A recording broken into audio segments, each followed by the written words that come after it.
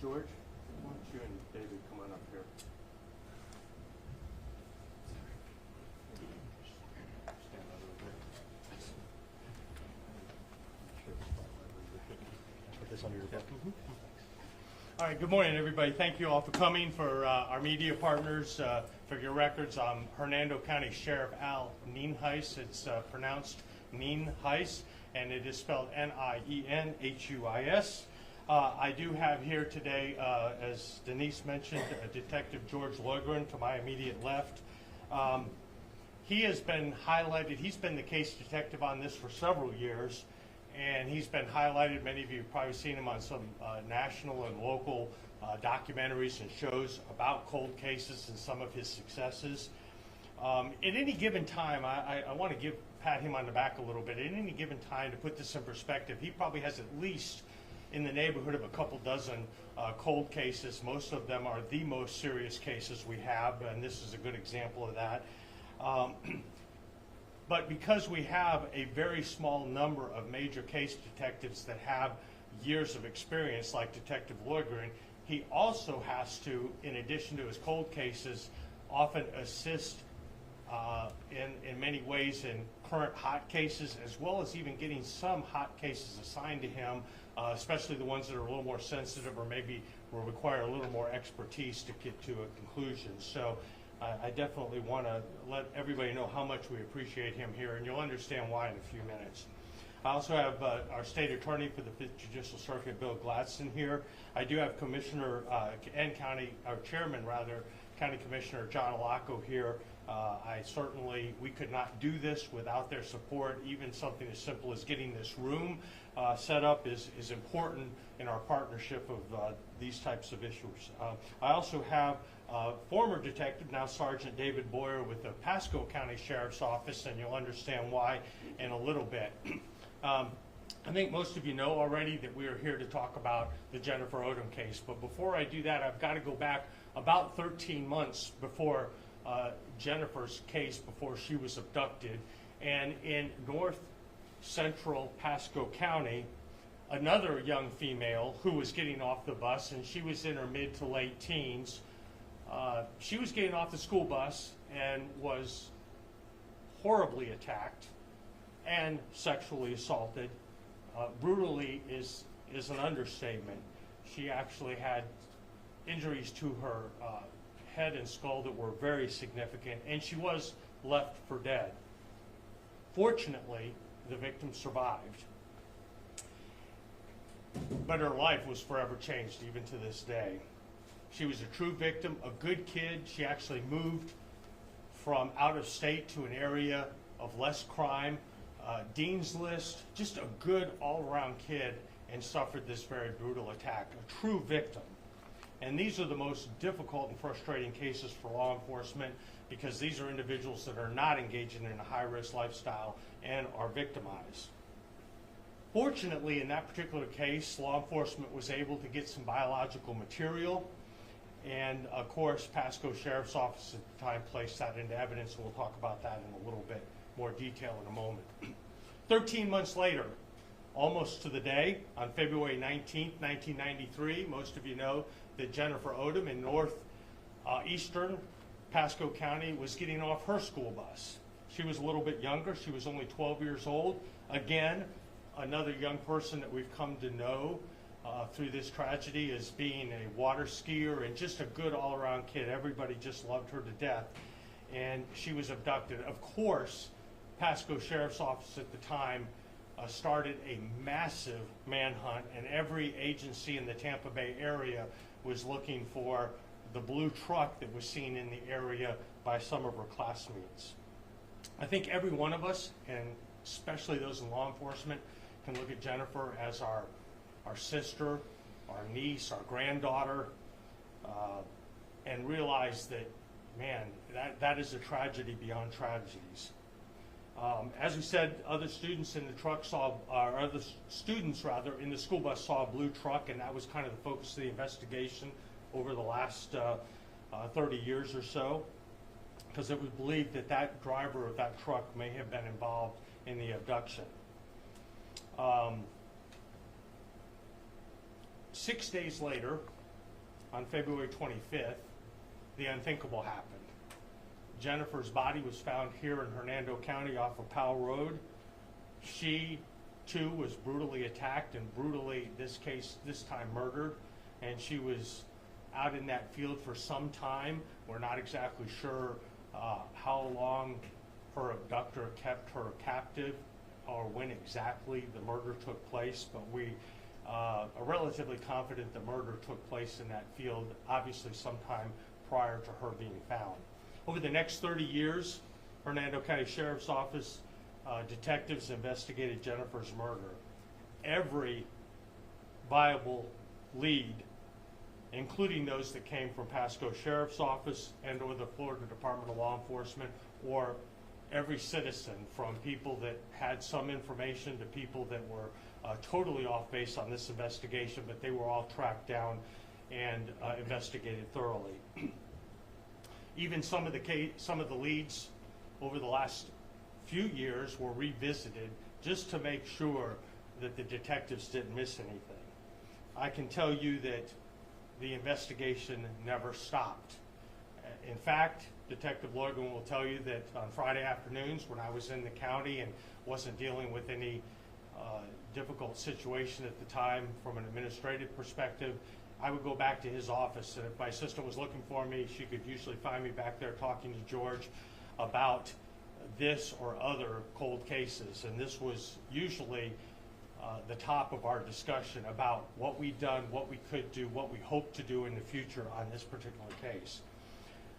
Dozens and dozens, maybe even hundreds of items were tested and retested every time a new technology came out, thinking that that little glimmer of hope that we might be able to get that smoking gun based on that particular test that was done. Hundreds and hundreds, and actually, if we dug into it, we'd probably find thousands of leads over the 30 years were thoroughly investigated. And to give you a little bit of perspective how much work was done in the last 10 years or so, Nick Mick came in, was about 10 years ago? About 10 years ago, give or take, the National Center for Missing and Exploited Children reached out to us and said, we want to help. And one of the programs we have is we go into communities and we take these really old cases and we digitally scan every piece of paper so that you have it archived and readily accessible. And of course, we were thrilled to death that they would be willing to do that. I don't know if they realized at the time what they were getting into, because the people who came, and they had several people who came and did the scanning, they said it was by far the biggest case that they had ever scanned at that time, and I don't know if the record's been beaten. Over 75,000 pieces of paper. And to put that in perspective, think of the biggest book you ever read. It is probably a few hundred pages, and this was 75,000 pieces of paper. Prior to February of 2015 sometime, that biological evidence in Pasco County was tested, and they got a full DNA profile. But that's only half the story. Once you have that profile, you have to have someone to match it to. So it was run through CODIS, which is the National DNA Database, and unfortunately, up until 2015, they had no leads on that particular DNA. But FDLE, we got to really send a big thank you to them. They were looking through some of their cases apparently and found this full profile of DNA and did something that's relatively new, and that is compare that DNA to local DNA and see if they get any hits as far as close matches, meaning somebody who may be a family member. And fortunately, they did identify a family member who happened to be the son of what turned out to be our suspect. So in February of 2015, Detective George Loigren was contacted by then Detective, now Sergeant David Boyer, off to our side here, from the Pasco Sheriff's Office, and they talked often. Cold case detectives throughout the country, but certainly in geographical areas, talk and brainstorm frequently, and he let Detective Loigren know that they had a very solid lead in that original case where the person was found alive.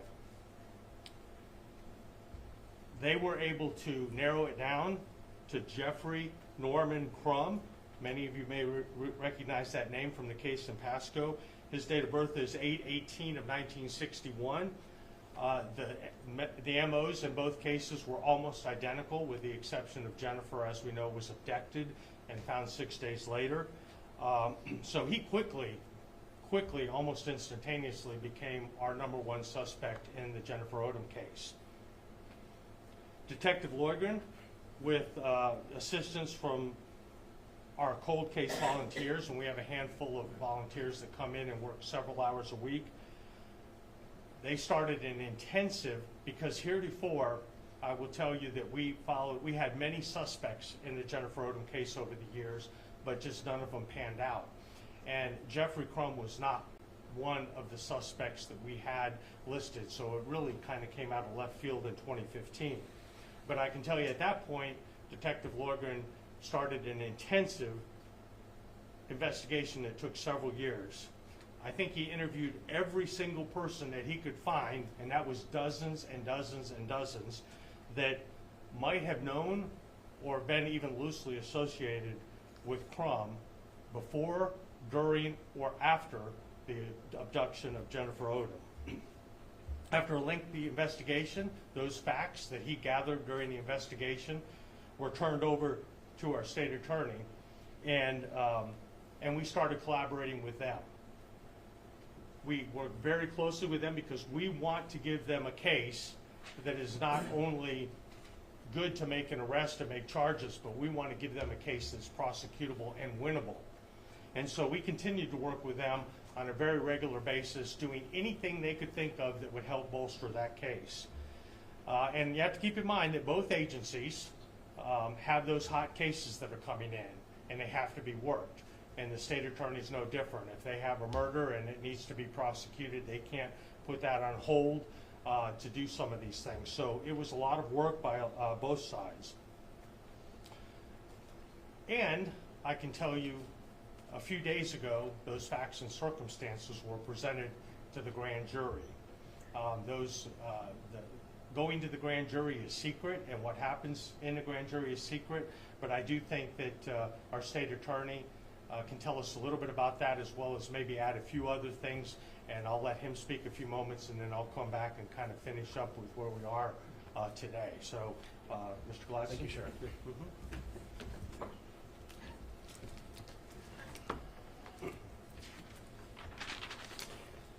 Good morning, everyone. My name is Bill Gladstone. I'm the state attorney for the 5th Judicial Circuit. That covers Marion, Citrus, Sumter, Lake, and Hernando counties. I do want to start off and cover a little bit of the ground that the sheriff talked about. I think the overall picture that has been painted is collaboration and dedication and hard work, and that starts with Detective Loigren, who the sheriff previously mentioned, under the leadership of Sheriff Nienhuis. The amount of work he put into this case, when I started talking with him about it, it was absolutely staggering. And if you think about it from a prosecution standpoint, 75,000 pages worth of documents and evidence and things to look at is a lot. It's pretty much unprecedented. So I wanted to thank you personally for your dedication and your leadership, Sheriff. I'll tell you that the sheriff and I sat down a little while ago to kind of talk about this case. He, as he said before, met regularly with Detective Loigren. But we started talking about it and kind of trying to size up where we were at and with what evidence we had, and given the fact that the case was getting older and older, we wanted to focus in on what we could do with this new evidence. It had a path for us to move forward. Also, couldn't have been done without the Pasco County Sheriff's Office and the detectives there. The amount of work that they put into that case is directly related to us being able to solve this case.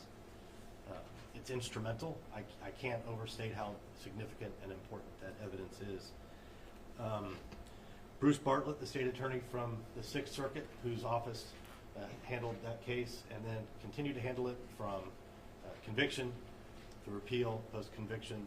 Those things are important. In fact, they matter to how we prosecute our case. So I just wanted to thank him and his office as well. And finally, the Florida Department of Law Enforcement. I've had an opportunity to tour all the labs in the state of Florida for FDLE and sit and meet with their employees and talk to them about the work they do. I think they're often, perhaps underappreciated. I don't think people realize how much we put on a lab with the evidence that we collect, especially the way that science is evolving quickly. So they deserve credit for everything that they do. As the sheriff mentioned, the grand jury met on Monday. Grand jury proceedings are secret. In Florida, they're designed to be secret. There isn't much I can say about, I can't tell you who testified. I can't talk about what happened in there. I can tell you that they came back recommending a true bill, an indictment for 3 counts, murder, kidnapping, and sexual battery. Presenting that case for our office was Rich Buxman. He's the chief homicide prosecutor for the 5th Circuit, and Pete Magrino, who's a homicide prosecutor who's assigned to Hernando, Sumter, and Citrus County. He handles all 3 counties. Any homicide that comes in that's a first-degree murder is going to be covered by Pete Magrino. He's worked with Detective Loigren in the sheriff's office. Since he's been in this office, he came from our Lake County office. The entire time he's been working on the case with them. And I can't thank them enough.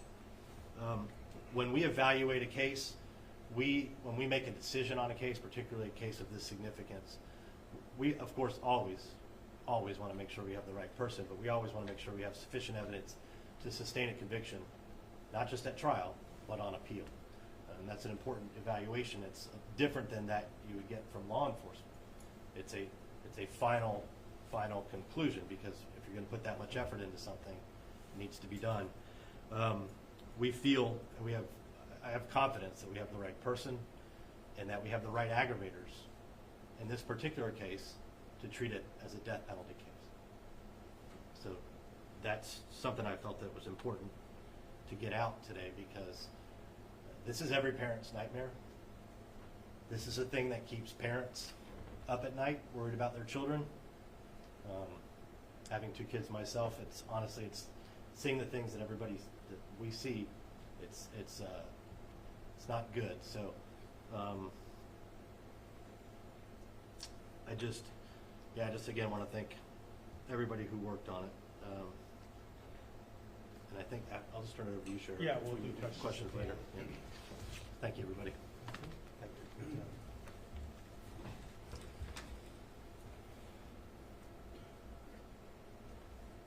As the state attorney said, and this is a recent picture, and I'm going to show you an older picture in a few minutes and tell you why, but Jeffrey Crum he's already serving 2 life sentences for sexual battery and attempted murder in that case we talked about in Pasco County that was previously prosecuted around 2015. He's currently charged in this county and is back in our jail, charged with first-degree murder, kidnapping, and sexual battery. Over the last 30 years, countless, literally countless, detectives and sworn law enforcement personnel and civilians and tipsters have had a hand in this investigation. Every piece of the mosaic, the minute Crum was identified as a suspect in the Jennifer Odom case, Detective Loigren went to work putting a mosaic together, or a puzzle. And I can tell you that there was, other than the conviction in that previous case, there was no big piece of the puzzle. That was a big piece of the puzzle. Every other piece of the puzzle that got us to this point were tiny little fragments of things putting together to paint a picture that gave the state attorney and the grand jury enough confidence to indict Crum.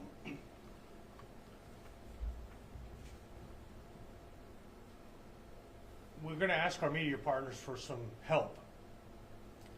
Here is a picture of Crum, and let me go over a little bit about his history. As I said, he was not a suspect in this case until relatively recently. In '81, he had an armed robbery in Hillsborough County. In '85, he had sex assault, kidnapping, false imprisonment in Hillsborough County. He had carrying a concealed weapon by Tampa PD in '87. In '88, he had an aggravated assault with weapon and carrying concealed weapon. In '98, he had a domestic battery here in Hernando County. actually 3 of them, 3 separate incidences in Hernando County for domestic battery. He had a violation of probation on domestic battery out of Hillsborough County in 2001.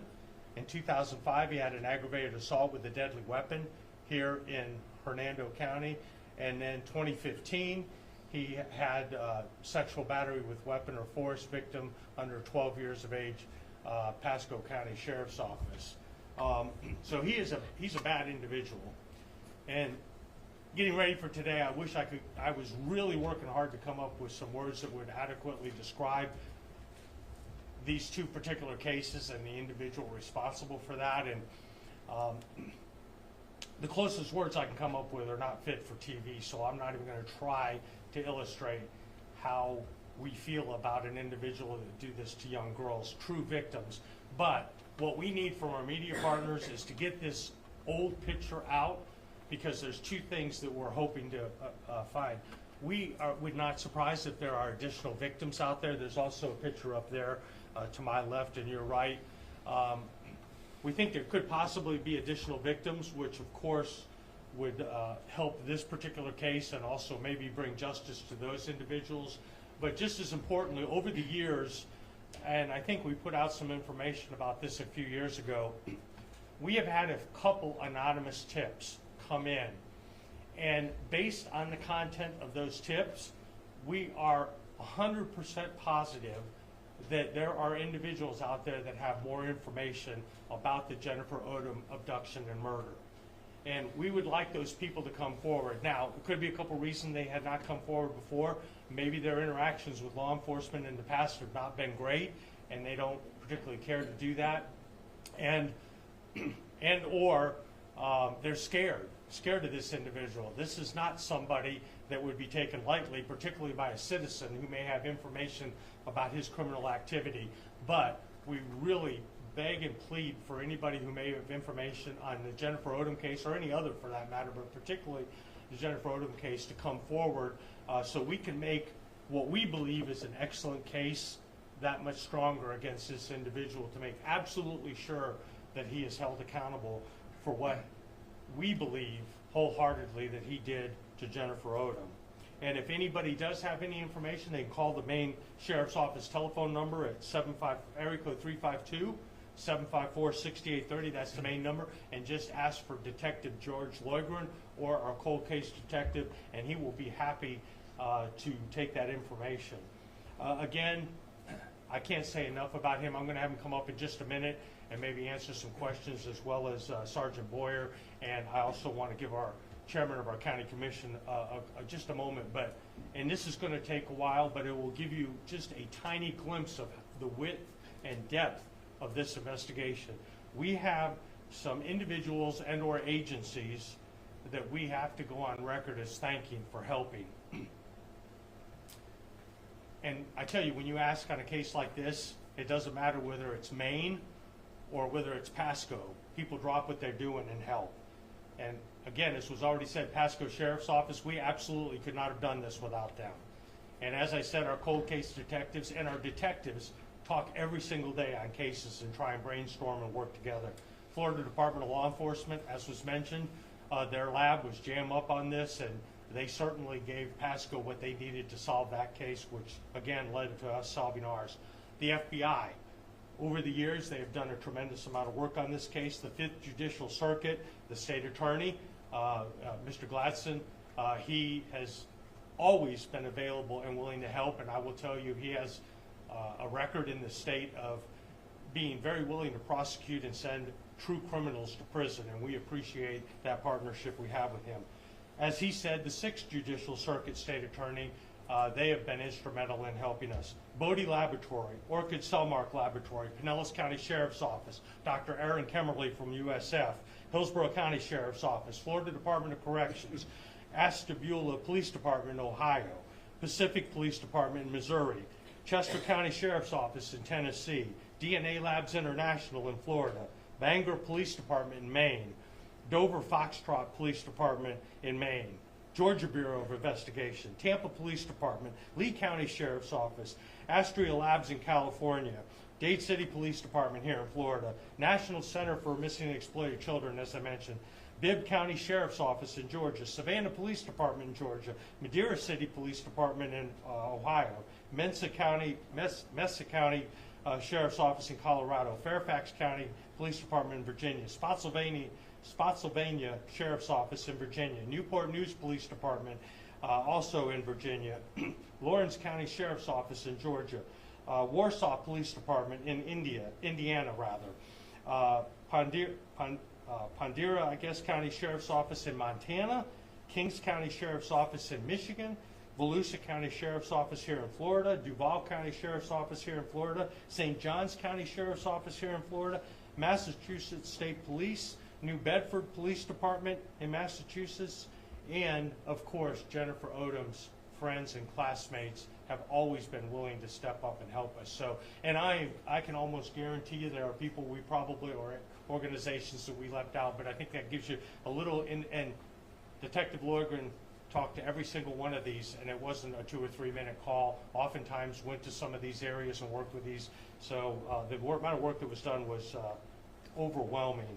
I think first I'm going to have Chairman Commission John Alacco come up and say a couple words about the partnership that we have here in Hernando County. If you do a serious crime in Hernando County, every county leader is going to work with the men and women of the Sheriff's Office to get justice served. So, Chairman, you want to come and say a word or two? Thank you, Sheriff Nienhuis. Thank you, Pasco and Hernando Sheriff's Departments.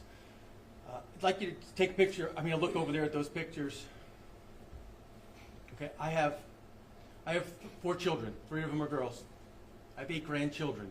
6 of them are young ladies. It's not a number. That's someone's daughter. And I can't express the magnitude of the closure that this brings to her family, her friends, and to this community and the communities around Florida and around this country. You didn't know how to say it? Someone like that can do what they did to that is evil. And I cannot thank you enough, everybody who's been involved, including my friend George here, for the work you did to bring closure to this and for this community and for Jennifer. So thank you very much. Thank you for the relationships we have with the Sheriff's Department and our County Commission. Thank you for what you all do for our community and for the state of Florida and for this nation. These acts are not local. They're national, they're international, and we all need to work together. And it's one of those things that really tugs at my heart. You can tell when I see all these agencies working together instead of in silos so that we can attack this evil that our world is seeing today. So thank you very much. Thanks.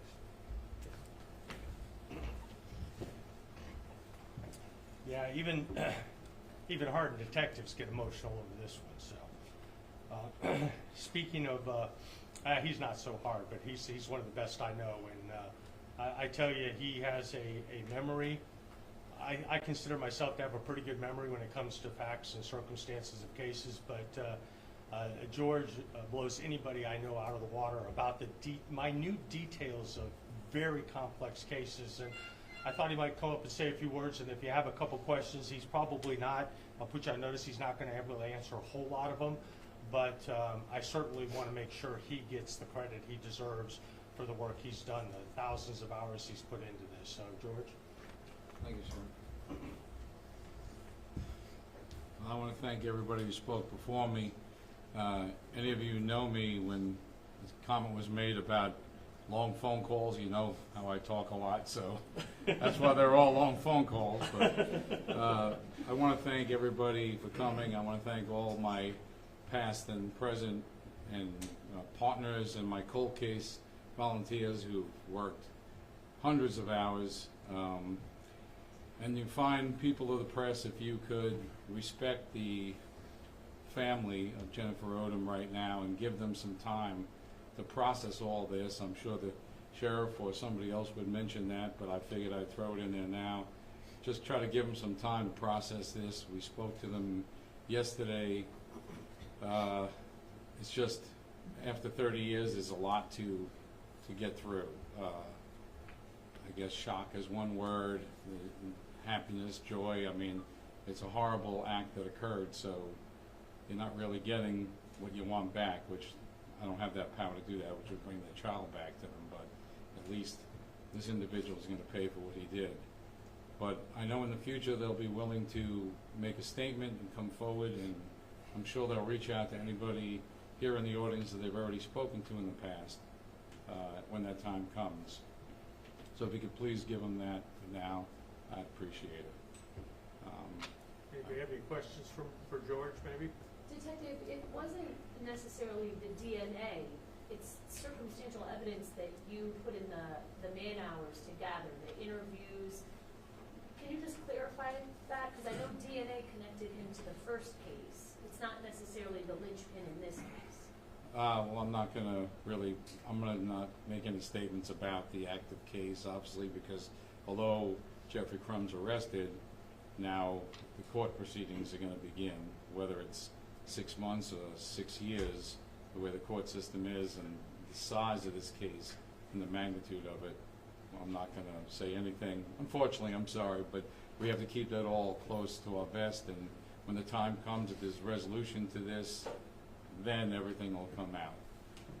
Sorry about that. Detective, can you perhaps, though, tell us what Jeffrey Crumb's ties to the area were? What was he doing at the time? Did he have a blue truck? I will tell you, yes, he did own a blue truck.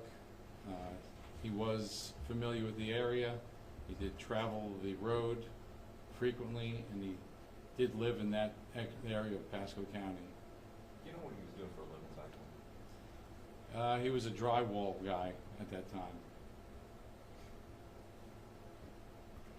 And just for clarification, Detective, so this Pasco case, he was prosecuted in 2015, correct?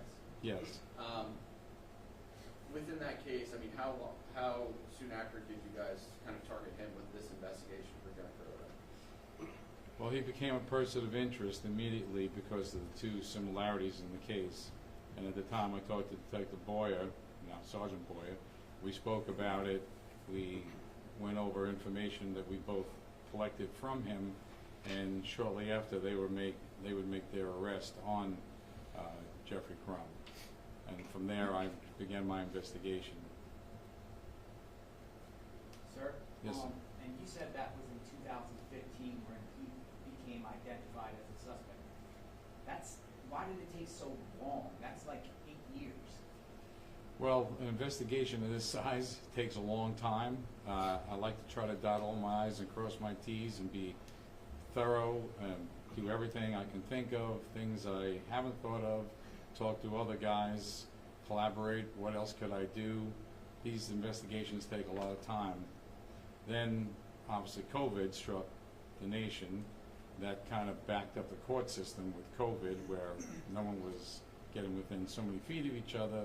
There was a lot of non-live courtroom proceedings. So once the Pasco County case was finalized, now an individual has a right to appeal. Everybody does it. Once his appeal process was up, which took a few years, about 3 years, then there was a couple of more years on the back end that he had. And since all that is now expired, that gave us the opportunity to move forward on the case. Mr. Gladson can speak more on that if there's any more detailed questions, but that's the gist of it that I get. I'm sure you've had contact with Clark and Renee many times over the last however long you've been working on this case. Yes.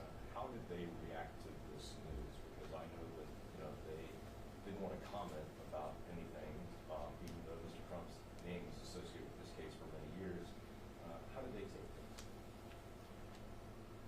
As I said before, they're going to take a long time to process it. They're happy, but also, I don't want to say shock is probably the best word. It's 30 years to have something of this magnitude occur. You're waiting all this time, and now, we went there and it was pretty quick because I didn't want to get emotional. I told them and telling them, so I tried to just lay it out there pretty quickly for them and give them the facts that we know and where we were.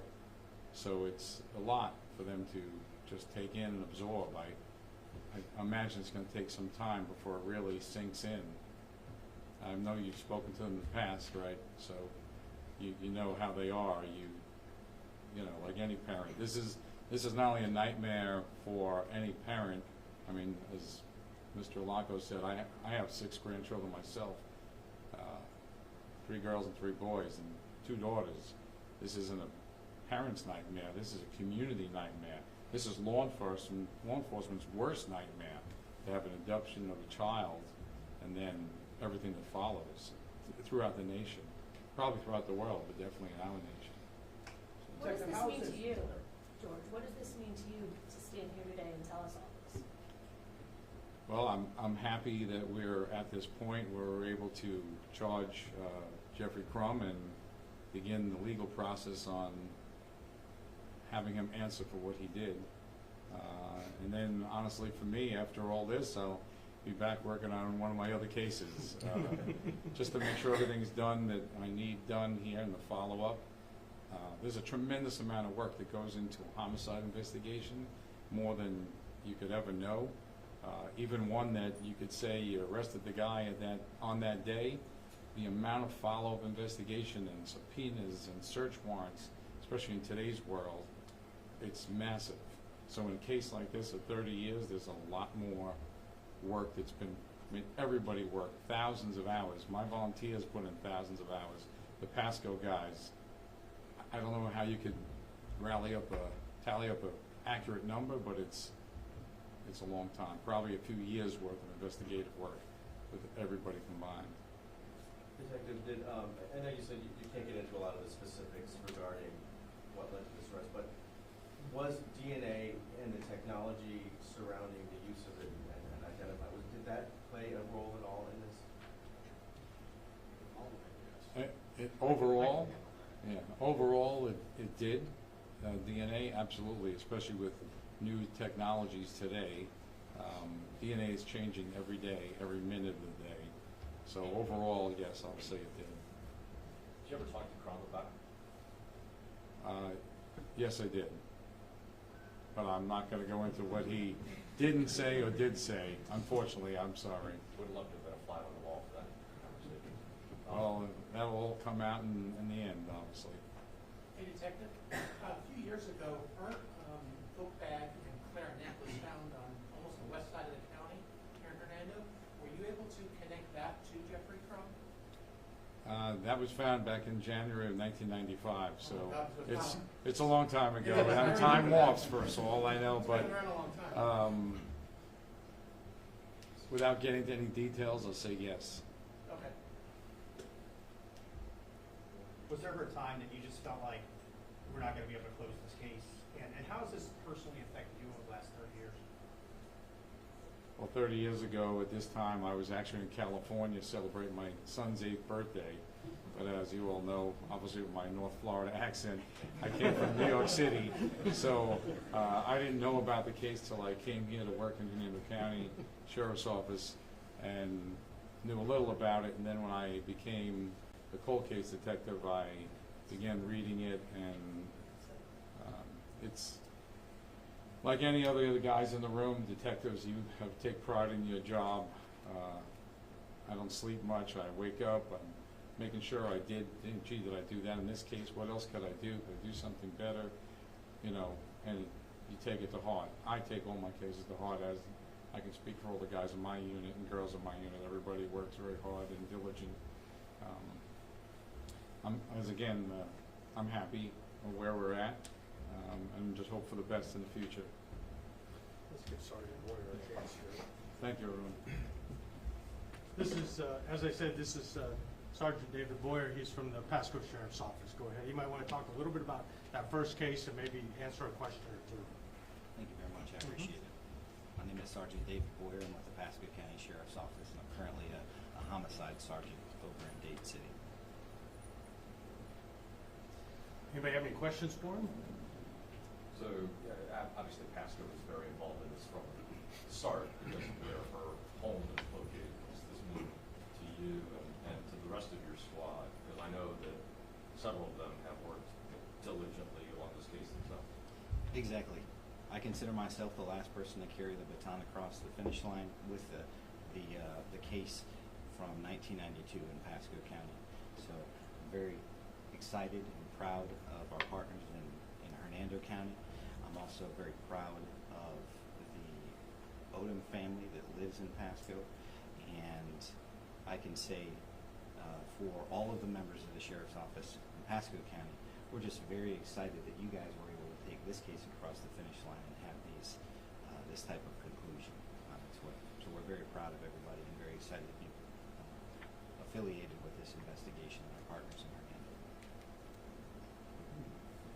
Sheriff, I Yeah, have a question for you, because, you know, Mr. Crumb's name has been associated with this case since 2017.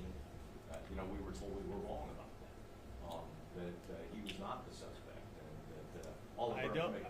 I don't think we ever said he wasn't a suspect, because from day one, everybody's a suspect until they're proven otherwise. Well, we were So told I know I never said that. Well, I know that we were told that, you know, we had bad information about Well, I don't know who the told you that, but it wasn't me. Okay. Again, we are extremely tight-lipped because let's go back and look at it from our perspective.